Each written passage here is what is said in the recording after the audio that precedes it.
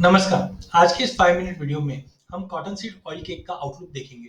देखिए, cotton seed oil cake की अगर बात करें तो प्राइजेस के अंदर काफ़ी अच्छा उतार-चढ़ाव हमने पिछले 6 महीने में आते हुए दिखा।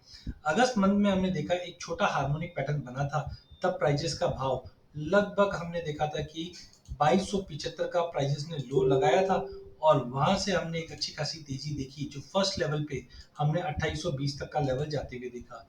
जैसे ही 2820 पे गया, मार्केट ने फिर से एक गिरावट दिखाई और नीचे में 2565 तक का लेवल आ गया था। 2565 से एक रैली फिर से बनी, जो पॉइंट नंबर सी तक बने, जो अनएक्सपेक्टेडली 3034 तक का लेवल दिखाया। बट अनजाने में हम देखें तो यहाँ पे एक छोटा हार्मोनिक बना था, जिसकी वजह से ये रैली बनी थी, जो 2800 का लेवल दिखाया।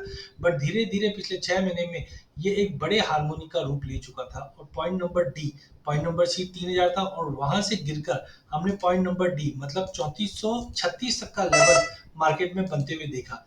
अब जैसे ही ये पॉइंट बना, फिर से हमने देखा एक हार्मोनिक का कंफर्मेशन मिला और प्राइजेस में एक अच्छी खासी रैली प्राइजेस में बनते हुए दिखाई दी और हायर लेवल पे हमने 2770 तक का लेवल बनते हुए दिखा।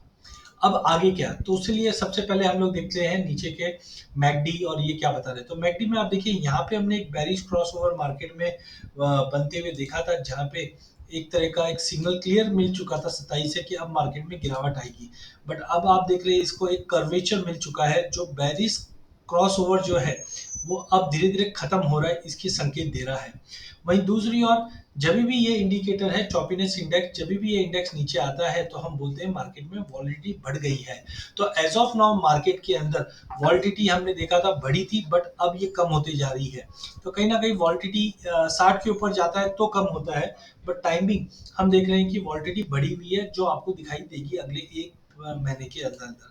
टेक्निकल चार्ट्स की अगर हम बात करते हैं तो आप देखिए, पहला चीज है हार्मोनिक बना हुआ है और जब भी हार्मोनिक बनता है तो हम कोशिश करते हैं कि 23% के ऊपर ले और 61% तक का हम टारगेट लेके चले।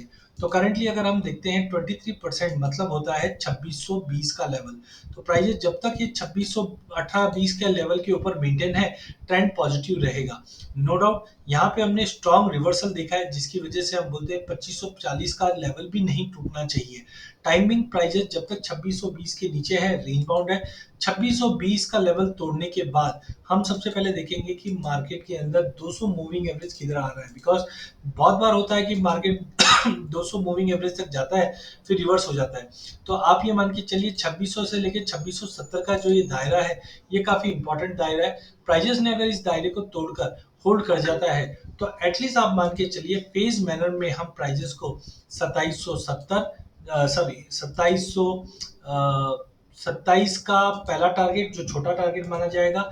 लेकिन इसके ऊपर जाने पे हम देखेंगे प्राइजेस 2820 और 2820 के ऊपर भी अगर निकल के जाता है तो फेज मैनर में हम 2900 तक का लेवल देखेंगे, जो 61.80 का है।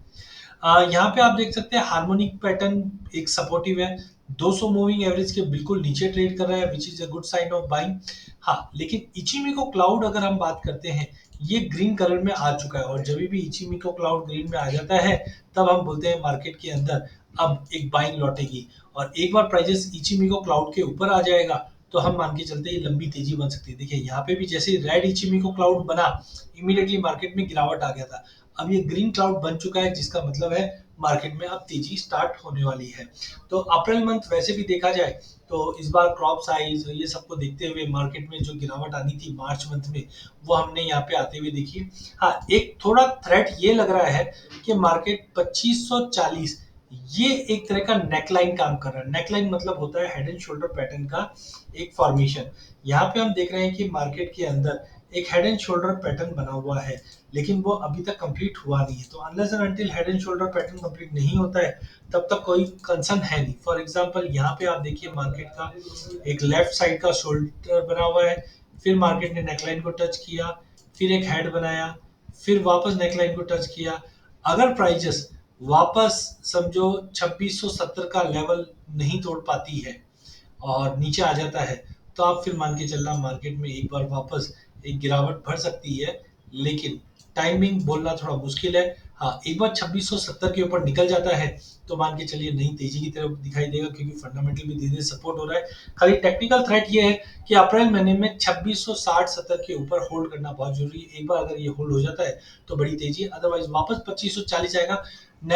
हेड एंड शोल्डर पैटर्न इसलिए मुझे नहीं लग रहा है कि अचीव करेगा, क्योंकि यहाँ पे आप देख सकते हैं कि लोअर हाई का पैटर्न बना हुआ है, जो दर्शाता है कि मार्केट अगर इनकेस अगर ये पैटर्न जब तक ऊपर में 2640-50 का लेवल तोड़ता भी नहीं है ना, 2550 का एक बेस बच जाए, तो इन शॉर्ट 2600 के करीब लेके चलो, 2540 का स्टॉप लॉस रखो, 2680 तोड़ने पे और ऐड करो, टारगेट रखो 2800 तक का।